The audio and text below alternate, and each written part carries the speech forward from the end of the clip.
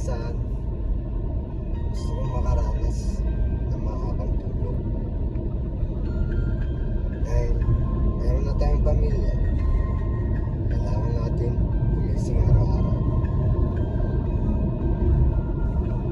Init, ulan, malamig, kakayanin para lang sa ating pamilya. Gusto ko man matulog ng mahaba, pero hanggang sa isip ko na lang. Gusto ko rin matulog ng mahaba talaga, walang oras, pero hanggang sa isip na lang talaga.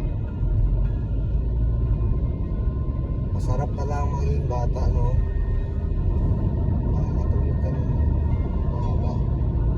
Pero ngayon, mas masarap ang mayroong maging bata. Makikita mo ang anak mo,